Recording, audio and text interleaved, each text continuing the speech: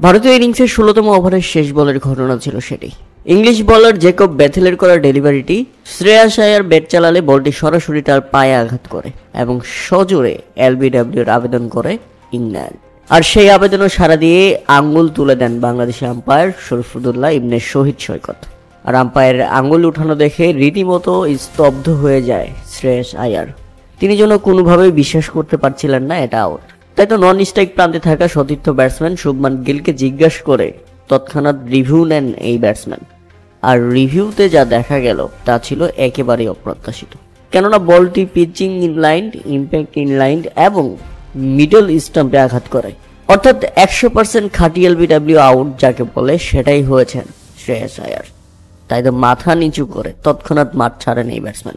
তার আগে খেলেছেন 36 বলে 59 রানের দারুণ এক ইনিংস। এখানে প্রশংসা করতেই হবে বাংলাদেশি আম্পায়ার এসআই সৈকতের।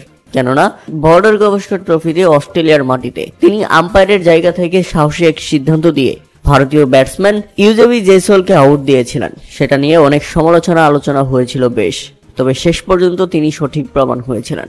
সেই সুবাদেই এবার ভারত খুদ তাকে ইনভাইট করে পাঠিয়েছে ইংল্যান্ড ভার্সেস ভারতের ওয়ানডে সিরিজে আম্পায়ারিং করার জন্য। বাংলাদেশ থেকে একমাত্র আইসিসি প্যানেলে থাকা এই আম্পায়ার ঈদের মধ্যে নিজের সিদ্ধান্ত দিয়ে টাইম লাইনে এসে পড়েছেন। তার সিদ্ধান্ত মানেই সঠিক, তার বিরুদ্ধে যাওয়াই মানে রিভিউটা নষ্ট হয়ে যাওয়া। এসআই সৈকতের গর্বিত সিদ্ধান্ত, ভারতের মাটিতেও তিনি দিব্যি দেখাচ্ছেন নিজের হাতের জাদু।